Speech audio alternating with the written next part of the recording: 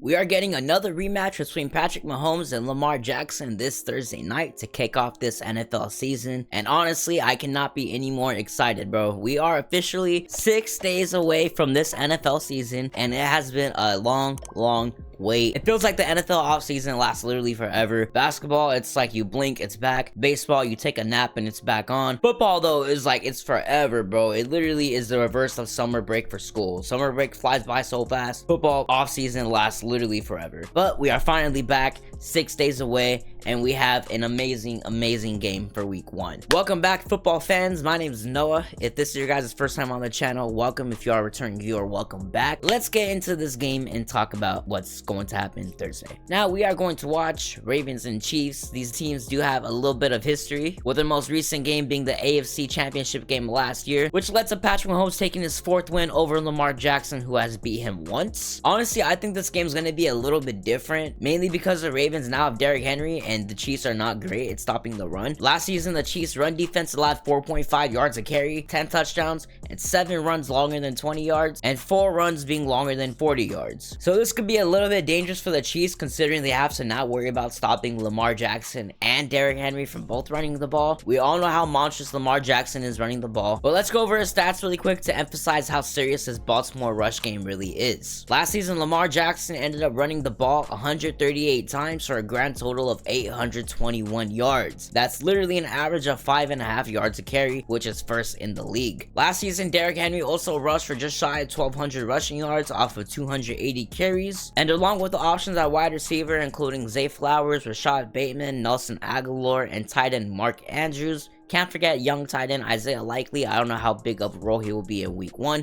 but you still have to mention him. When you consider all of these guys, especially Mark Andrews, who should also be a big factor in this game, this is going to cause some problems for the Chiefs defense. And speaking of the Chiefs defense, their best bet is stopping the run early and forcing the Ravens into passing the ball, since like I said, they are better at stopping the pass than they are stopping the run. That Kansas City pass rush starting Chris Jones is much better than their run defense. Chris Jones last season ranked 2nd in the league amongst defensive tackles for pass rush win rate at 20%, so he's going to have to step up and make his presence felt early in this matchup. He also got 10 sacks last season, which led to him securing a 5-year, $158.75 million deal with $101 million guaranteed. That's honestly a monstrous deal, and for a defensive tackle, that is ridiculous. George Karlaftis will also have to make an impact, and he came off of a great rookie season, putting up a total of 10.5 sacks. When you're talking about the Chiefs offensively, I think Patrick Mahomes is ready. I talked to him on the phone the other day. He said he's ready, and honestly, that's all you guys need to know.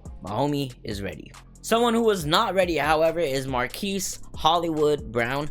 I don't know why he deserves the name Hollywood. I know he named himself, but Hollywood for a guy that barely put up 1,000 yards in one season doesn't make sense. Dude is literally overrated. His career stats are super mid. If you look at them, you could be like, oh, you didn't have real quarterbacks. Shut it, I don't care. He doesn't deserve the name Hollywood. Anyways, Hollywood Brown, Hollywood, is not going to be playing. He is currently dealing with the shoulder injury from the preseason opener game. But yeah, like I said, he honestly doesn't deserve the name Hollywood. He's pretty mid when you look at his stats, but that's a different topic for a different day. However, this will be the debut for speedy wide receiver for the Chiefs, Xavier Worthy, who will have to step up since Marquise will not be active. And honestly, from what we've seen in preseason so far, I think Xavier Worthy is going to fit and mesh really well into this Kansas City offense. And I think he could become Mahomes' favorite target. Speaking of Mahomes' favorite target, his favorite target last season besides Kelsey, Rashee Rice, is somehow not facing any suspension and will be active week 1, I think. I'm pretty sure, at least. I don't know how, but that's just how it is, I guess. He did manage to put up 938 yards last season off of 79 receptions, averaging 11.9 yards a catch, and honestly had a very good rookie season. It's honestly pretty sad that he did what he did over the offseason, because he's really a rising star and has a ton of talent. I really like him. He is a talented player. He's super fast both on and off the field. He just has that killer instinct, I guess. Kind of reminds me of Henry Ruggs. Alright, realistically, there's really not too much to talk about with the Chiefs. They're going to come out and they're going to be the Chiefs. They might start off a little bit slow like they have in the past, but with the options at wide receiver that they do have, I don't think it'll be an issue. I think they'll be fine. There's going to be a good matchup on the defensive side for Kansas City with Trent McDuffie. I think he's going to be on Zay Flowers, I think. So that is going to be a good matchup to watch. The main concern for me with the Chiefs is their offensive line, but I do think it'll end up being decent and hold up just fine. I don't know. I don't want to say it'll be a problem, but just know that that potential for the offensive line to become a problem is there. Just know Patrick Mahomes can adapt very well, especially because his Baltimore defense is pretty aggressive, and I feel like Mahomes kind of knows that going into this. So even if the line does fall apart, he's probably going to have to scramble out and make a play. So that leads us to one big question.